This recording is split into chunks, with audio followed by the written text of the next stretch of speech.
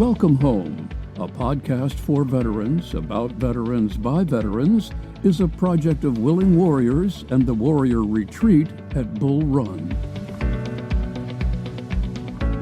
Good morning. I'm your host, Larry Ziliaks, Director of Culinary Services here at the Warrior Retreat at Bull Run. And this week, our guest is Ray Toenniessen. He is with the Daniello Institute for Veteran and Military Families at the University of Syracuse in New York. And they have an amazing program there that supports veterans with resources on finding employment and entrepreneurship, and then also resources for military families. So I'm really happy that he's able to join us and really fill us in on all the great stuff that they do up there at the Institute. So, Ray, welcome to the podcast. Hey, thanks, Larry. I appreciate you having me.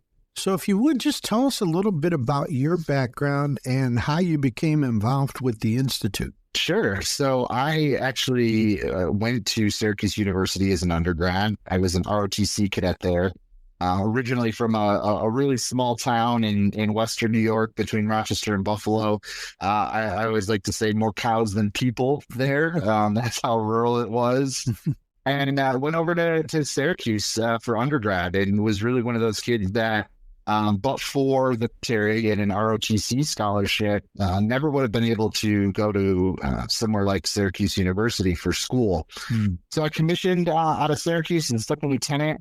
I went off into the Army as a transportation logistics officer, did a tour to Iraq 2008 to 2009. And as I came back in 2009, really started, I think, like a lot of folks do at that point. I was about 3.5 years in, started to figure out, do I want to stay in, make a career out of this? Do I want to get out? And, for me at the time, really just landed on, I thought, I could have a great impact if sort of I tried my hand out in the civilian world. So not sure what I wanted to do at all. And it just started, thinking through the options, and coincidentally was going to go up to Syracuse to see a basketball game. It was over the winter. And just by luck, stumbled on the job website at the university. And there was a job posting for a national program manager for a small program called the Entrepreneurship Bootcamp for Veterans. And this was a program that had been started out of the business school up at Syracuse. Didn't exist when I was a student there, and started to do some research and found out, it was a few years old, and it was bringing transitioning service members, veterans who had been severely wounded to campus for a 9-day immersion program on how to launch and grow their own business. And some other universities had gotten involved. It turned into a consortium model. And I really saw this opportunity and thought, this could be something great to do for a year while I figured out what I wanted to do for the rest of my life. And so I applied. They flew me up for an interview. I got the job, and a couple months later, I was leaving active duty and driving up to Syracuse to start in this role. And my 1-year transition job, here I am 15 years later, and that's because it's just been an opportunity to continue to serve and continue to give back. And that one small entrepreneurship program turned into a couple other programs around small business and entrepreneurship for vets. And then in 2011, was alongside my boss, Mike Haney, to help launch the Institute for Veterans and Military Families. And that's where we are today. Wow. And Daniello family, is that the folks that invested in the Institute? Yeah, that's right. Dan Daniello is a Syracuse University alum and also a Navy veteran. Dan served during Vietnam, did his undergrad at Syracuse, and then had a very successful career in the private sector. Early on, worked for PepsiCo and Marriott, and then launched a private equity firm called the Carlyle Group with 2 other co-founders. And Dan saw a great deal of business success over the years, and early on was a champion of our veterans work that we were doing at Syracuse. So when we first launched in 2011, we actually launched with an initial grant from JPMorgan Chase to help get the Institute off the ground. And over the years, continued to raise dollars to support our work from corporate partners, individual philanthropists. And Dan was one of our early supporters. And then In just coming out of COVID in 2022, Dan made a transformational $30 million gift to endow and name the Institute. And so that's why today we are now called the Daniello Institute. Mm-hmm. Well, for our listeners here in the Northern Virginia, Washington, D.C. area, they're very familiar with the Carlyle Group. And sure. And yeah. They are a well-known and well-respected investment company here locally. And that's wonderful.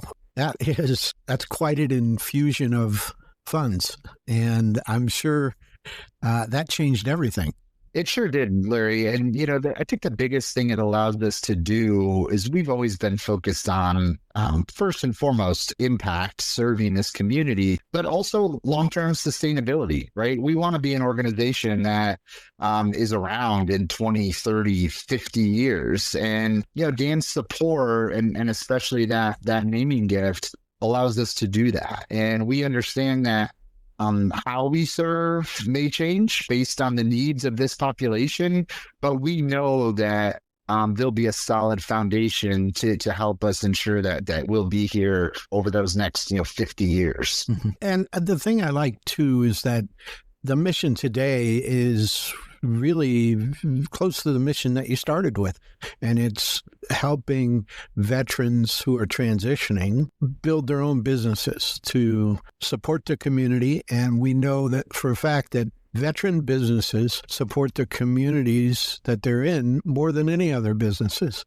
They employ other veterans, and I just think it's it's really, really something to be able to say, okay, this is what we started with, and now that we're all this time later, we're still doing it. It's still the core of what you do, but it's very clear from looking at the webpage that you guys have expanded your mission. And we have. Tell us a little bit about some of the other programs that the Institute does. Yeah, you're absolutely right, Larry. Entrepreneurship and small business for veterans and military spouses is where we got our start, and that is still a huge piece of the work we do today. In fact, we have programs, resources, opportunities, technical assistance available to veterans and military spouse business owners, no matter where they happen to be in their entrepreneurial journey. So if you're just starting out and you think, I don't even know what I want to do, but I know I want to launch my own business, we have tools, programs for you. But if you've been in business 10, 15, 20 years and you're a growth stage company or a late stage company, and maybe you're trying to figure out what's my best pathway to exit or acquisition, we have programs and opportunities for you too, and everything in between. But we've also expanded over the years to the other work we do. So outside of just our entrepreneurship programming, we also run a large portfolio of career preparation and employment training. And we do that through a program called Onward to Opportunity. And this is a program that we run on 18 different military installations around the country. But we also do it completely online, and it's available to any transitioning service member, veteran, military spouse. It starts with some orientation training and a course that we call Onward to Your Career, which really helps sort of some soft skills training, transitioning type training, leaving the military, going to civilian life. But from there, there's about 50 different learning pathways that participants can go through, most of which lead to an industry recognized credential or certificate. So these might be Cisco certifications or the cybersecurity certs, or we've built an aerospace and defense track with Boeing. We're just rolling out a semiconductor track in partnership with Micron. So these are in-demand fields individuals are looking to go into, and that we know employers are looking to hire from. We also do a lot of work around the country focused on community. So we'll go into cities, states, regions, and help communities and geographies build collective impact networks and models so that veterans and the military-connected community can better access the best service providers in their local area. And then aside from that, all that direct program and service delivery work we do, given that we were started in a higher ed institution, we have a very robust team that does research, policy, and evaluation work. So we're constantly doing original funded research around the issues and challenges that this community faces. But we're also doing evaluation work of our own programs to ensure that we're constantly improving them and ensure that they're serving the best way they can. But we've also started to do evaluation work for other VSOs and nonprofits. So we've done evaluation work in the past for the USO, the Travis Manion Foundation, Warrior and Quiet Waters, many other organizations that come to us, really asking us to evaluate the efficacy of their programs. This Onward to Opportunity program, like you say, most of it is online, or so anybody anywhere in the world, a service member thinking about transitioning in a year or two, they would be able to go to your webpage and register or sign up for this. Is there any cost? That's exactly right, Larry. No cost whatsoever. So everything that we do, we raise the dollars through corporate, foundation, individual philanthropy to put this on. So no cost to the service member, veteran, military spouse. And that's right. If they're not near one of those installations where we offer the program, we also offer it completely online. So we've had folks going through overseas, Europe, Asia, Africa, and we see that a lot, Larry, because we know there's service members out there that Oconus duty station may be their final duty station, and they're separating from the service. When they come back to the States, that's it. They're taking the uniform off. So they can get a jump on that, 6 to 12 months prior to that time of separation to start going through the training. And these certifications, I don't know anything about them. I don't have any kind of certification like that. But I would imagine that in the civilian sector, if you wanted to get something like this, it would be expensive. Yeah, absolutely. I mean, some of these trainings on the low end, you're talking a few $1,000s. On the high end, some of these prep courses and training are up in the $10,000 plus range. And you're exactly right. If you go to the civilian sector or some private training providers, you're either paying out of pocket for that or you're using your GI Bill for that. And we've stayed very true to, we don't even take GI Bill dollars for these certs through Onward to Opportunity, because what we find is that sometimes maybe you go through that certification, you still want to have that GI Bill because maybe you also want to finish a degree, or you can save that GI Bill to go back and get a master's degree. So we don't even take the GI Bill for the certification piece of it. And do you know what the sort of top certifications that folks are signing up to take, what they might be? The number one that we see people going through are the PMP certification. So that's the project management professional. Oh. That's the top one that we see folks going through because we have a lot of individuals that come to us. They've done project management, program management in the military. And so then they go through the PEP course and sit for the exam and then get that PMP credential. But we also have a growing number of individuals coming through some of our cybersecurity courses. We have some of those. We actually just rolled out a new cybersecurity cert through Google. We have a fundamentals AI, artificial intelligence training that we've rolled out that we're really seeing a lot of interest in. And then most recently, we're seeing a lot of interest in our brand new, we just piloted it and we're going to roll it out fully later this year, our semiconductor track, because given the interest and the Chips and Science Act and what you're seeing with a lot of the chip companies reshoring chip manufacturing, we know that's going to be a growing industry. And I think a lot of folks in the military community are noticing that too. So we're starting to see, a lot of interest in that track as we start to roll it out too. And the program is available to active duty military veterans and spouses? That's right. And also National Guard reservists. So we cover everybody. Yeah. I want to, just remind our listeners that if you had a cybersecurity certification and you had a top secret clearance, Northern Virginia, that's gold right here. 100%. So the idea that, you could spend your last bit of time on active duty, getting this kind of certification, not having to pay for it, and then coming out with that, you're going to have a handful of jobs to choose from in this area for sure, guaranteed. That's just amazing. That's right. That's really great. And the other thing we're going to do for you as you go through that, once you hit a certain point through the process of your training, we start to work you into our employer support services. So we have direct employer relationships, but we also work with other VSOs like Hire Heroes USA and Vet Jobs. So we're working to try to either get you, if it's that first job out of the military, or what we see a lot of times too, Larry, is veterans that come to us that are underemployed and they're upskilling. They're using that certification for an upskill. And then we're working, how do we get them into that next job, into that better job? Always really focused on the goals and aspirations of the participant and putting them on a path to a meaningful career. Well, I also think that would be amazing for military spouses, because they can do this from any location, any installation, and they can do a lot of these jobs remotely.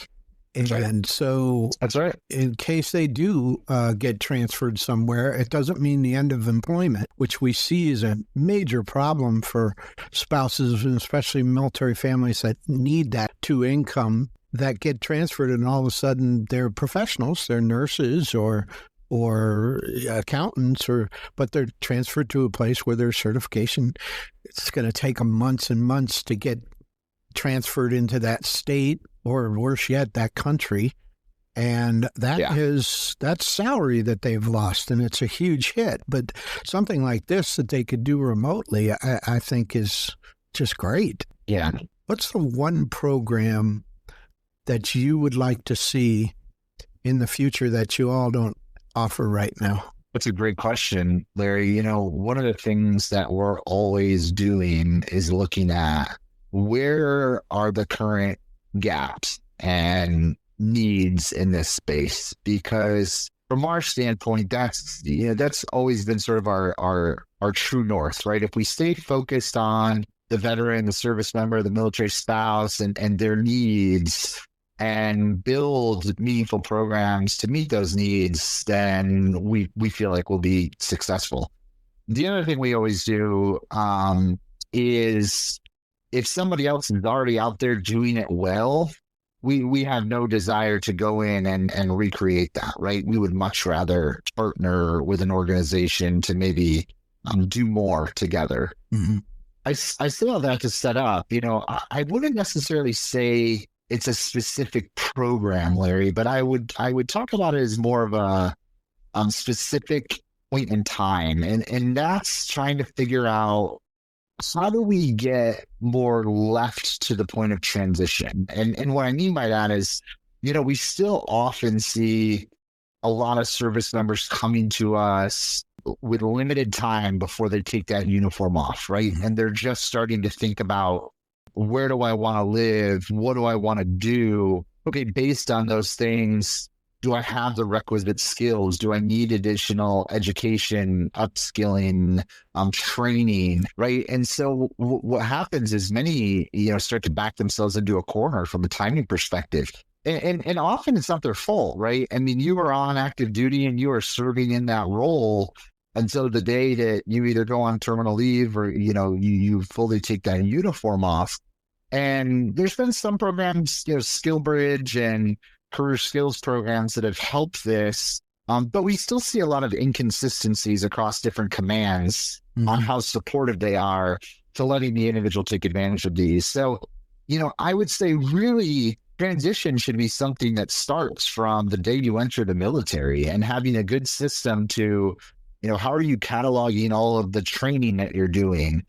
Any of the certifications you're doing, and almost programming check-ins with yourself to say, okay, where do I want to go? Do I want to stay in? Do I want to get out? What are my options? And then really matching those things up to your goals and aspirations so that you're, at a consistent time interval checking in on that versus waiting to, okay, I just spent, 4 years or 6 years or 12 years or 20 years in, and now all of a sudden I have to figure out what's next in my life. Yeah, I will say that the branches have gotten better in helping, or at least they don't look at transitioning soldiers as a liability anymore. That's right. I think the Army probably has the best program with their Soldiers for Life program. But I know when I was in, when you said you were getting out, well, they just, they just thought of you like, well, goodbye. We don't need you. Right. Right. And we're not going to spend a dime on you. You're lucky we're giving you a plane ticket home.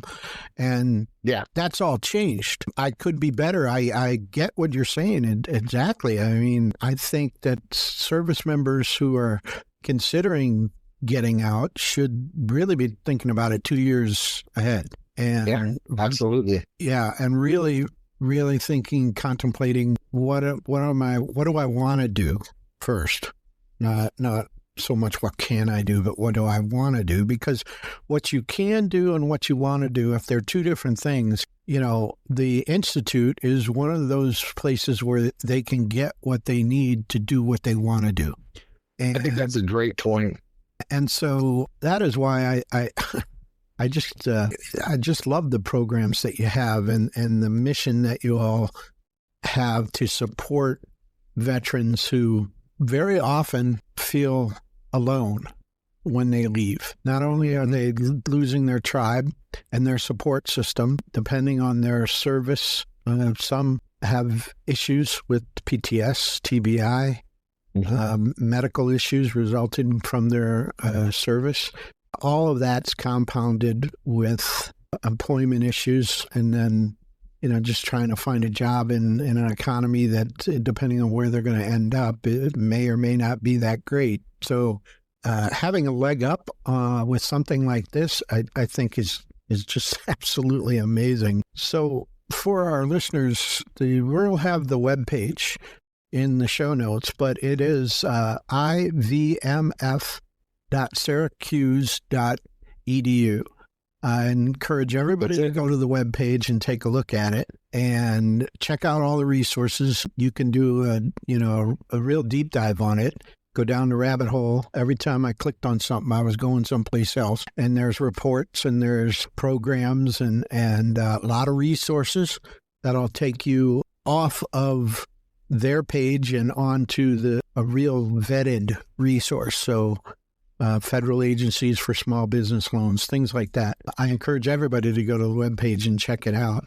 But we will have that in the show notes. Do you have veterans come to the university to take advantage of these programs, or is it all sort of online, or how does it work? Yeah, it's a little bit of both, Larry. So a lot of our programs we do in different cities around the country. So or they're a hybrid model. So some of it is online, and some of it is we come in person. Some of those we host, a few days at a time up at Syracuse. Others are, again, held in different cities around the country.